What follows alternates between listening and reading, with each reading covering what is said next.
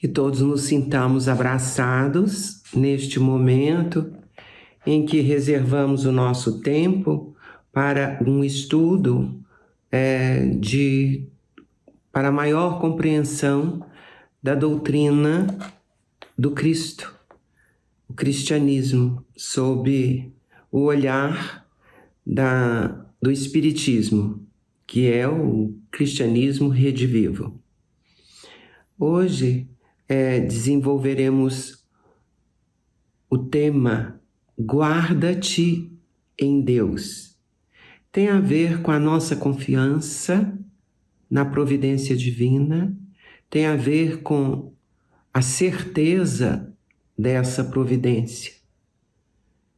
E o texto que nos inspira está no livro de Emmanuel e Chico, O Espírito da Verdade, na página 52. Diz assim, que a verdadeira espiritualidade é uma atitude mental que se pode praticar a qualquer hora. Então, nós podemos nos ligar a Deus, nos ligar à espiritualidade em todo o tempo. E isso é muito confortador, porque nós não precisamos nos sentir isolados e nem sozinhos.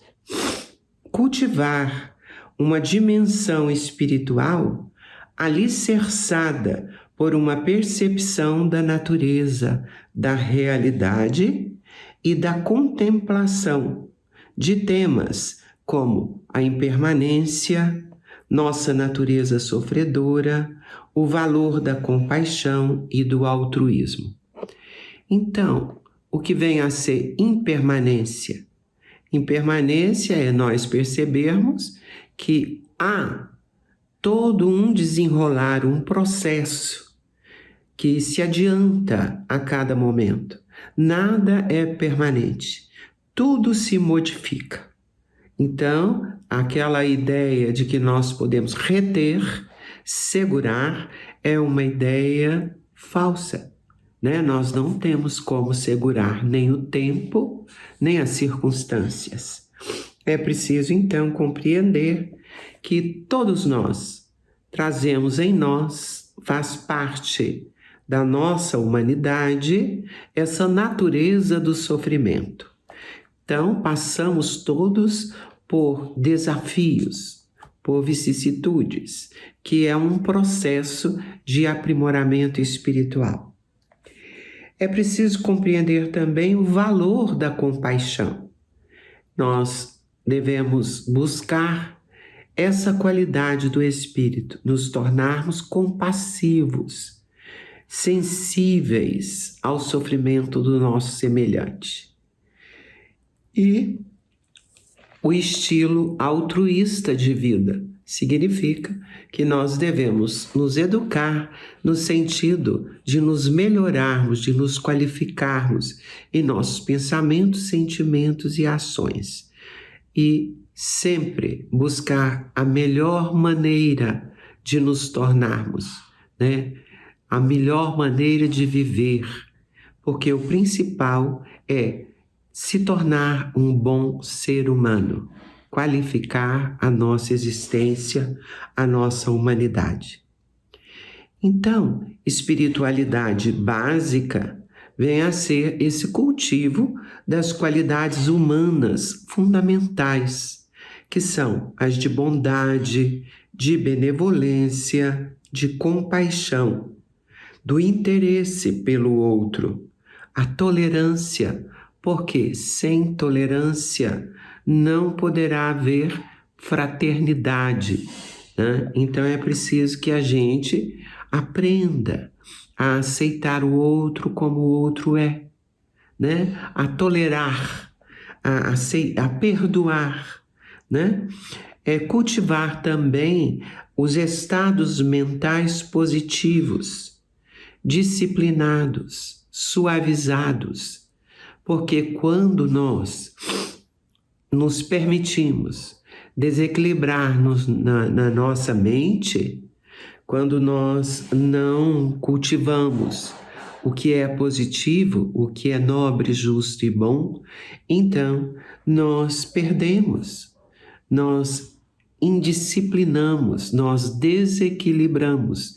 E o objetivo da nossa existência é alcançar o melhor estágio possível de convivência conosco próprios, com o outro e com Deus, com a divindade.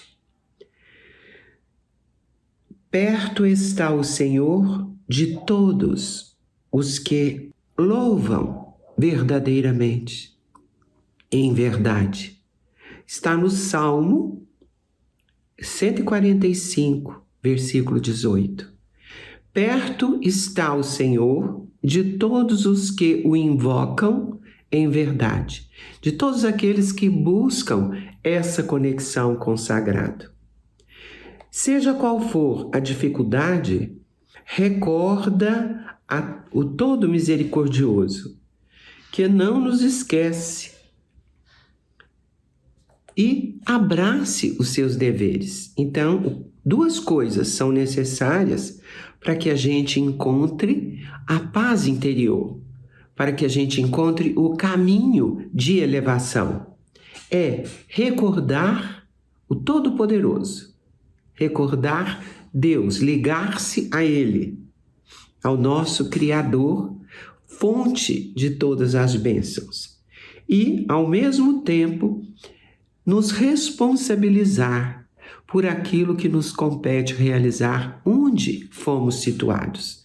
Então, o cumprimento do dever é a garantia da nossa paz. Sentir em Deus o nosso apoio maior, a nossa inspiração, a nossa esperança. Então, isso nos faz lembrar aquele salmo: o Senhor é meu pastor, nada me faltará. Se vivermos em espírito, andaremos também em espírito.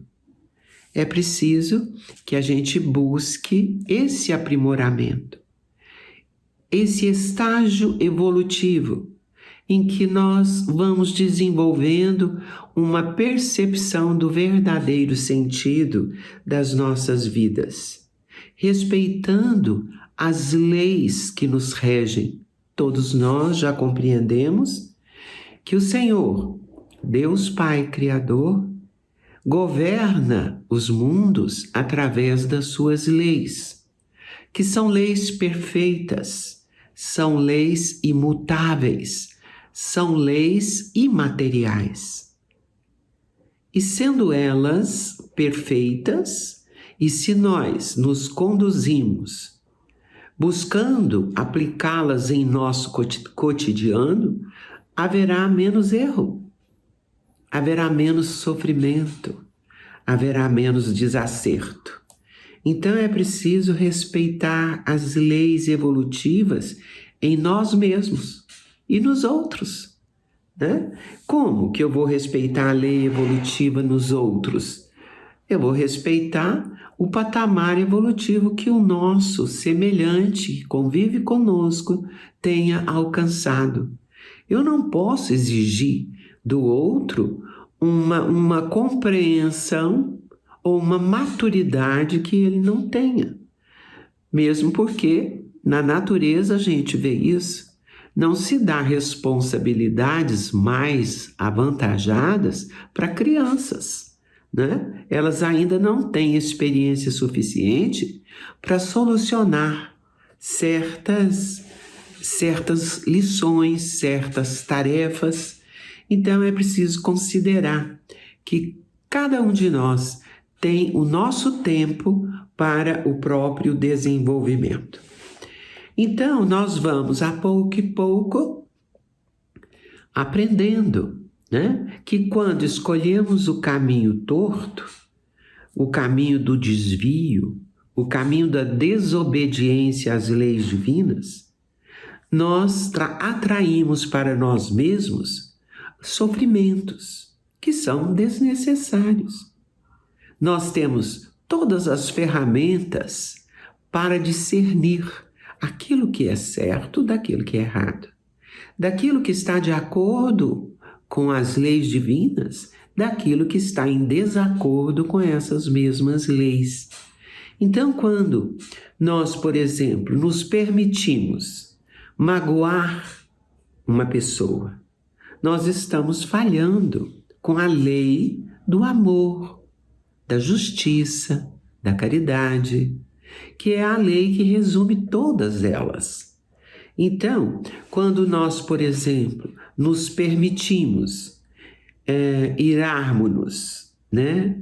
Enraivecermos, odiarmos, né? Quando nós nos permitimos esse tipo de desequilíbrio em qualquer situação, o que nós estamos fazendo conosco mesmos?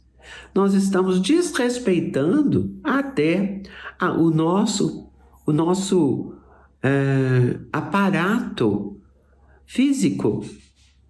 Nós estamos provocando doenças em nós mesmos quando nós optamos pela violência verbal ou não verbal, quando nós acolhemos e seguramos dentro de nós o ressentimento, a mágoa, a tristeza profunda, nós estamos fazendo mal para nós. E a lei que Jesus nos ensinou é amar a Deus sobre todas as coisas e ao próximo como a nós mesmos.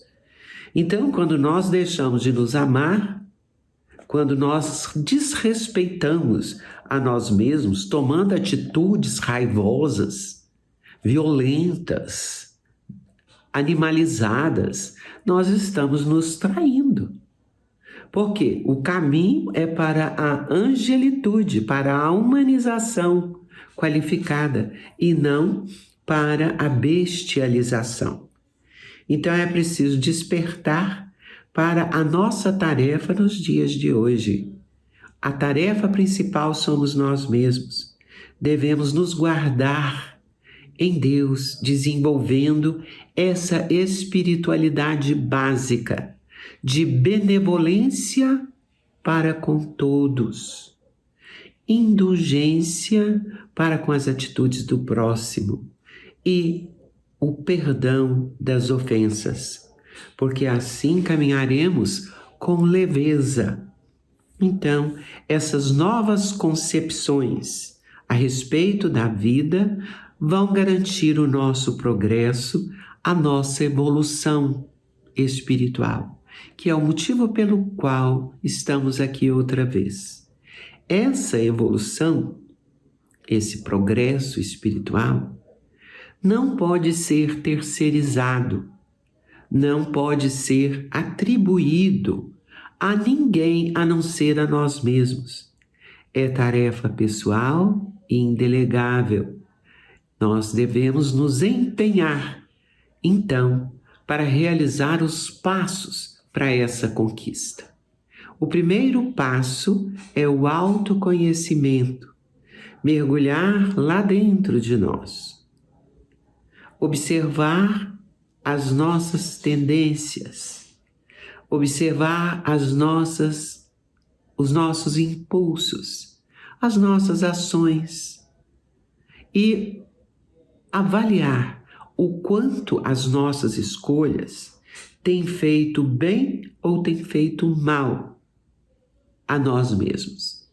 Quanto temos progredido adotando esse ou aquele modo de reagir às circunstâncias. Então é preciso uma consciência plena, né, de como somos nós mesmos, com muita franqueza e honestidade, olhar dentro de nós e observar as nossas tendências, os nossos impulsos e as nossas escolhas. Então, considerando isso, nós vamos nos propor a uma autoeducação. É através da educação, da autoeducação, que está a chave do progresso. Está lá numa das questões últimas do Livro dos Espíritos. A educação é a chave do progresso moral.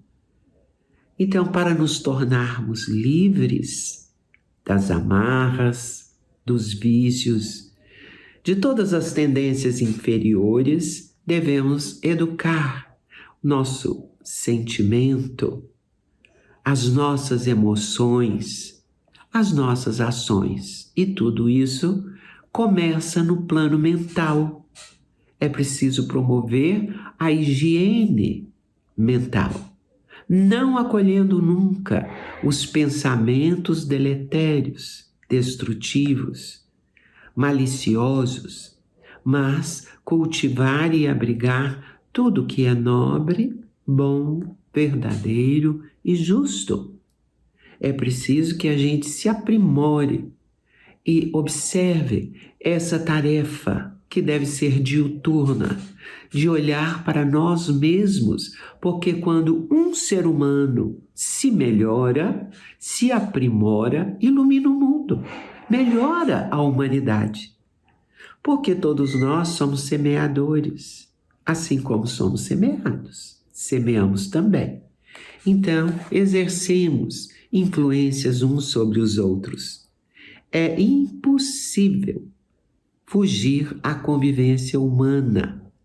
Então, nós somos interdependentes, estamos ligados uns aos outros. Essa é a lei da sociedade, uma das leis que nos rege e que nos oferece a oportunidade de nos espelharmos uns nos outros e observar aquilo que no outro não apreciamos, não cometermos nós mesmos aquelas mesmas falhas que observamos no nosso semelhante. E quando admiramos, quando nós nos sentimos gratificados com exemplos alheios, buscamos imitar também esses exemplos. E é dessa maneira que nós vamos caminhando, passo a passo, na transformação espiritual necessária, né? E que deve acontecer de uma forma contínua. Não é de uma hora para outra. Não é de uma forma abrupta. Não.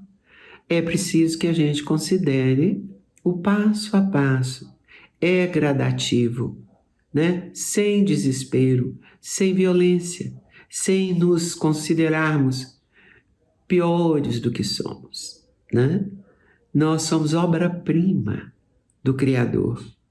Somos deuses em potencial.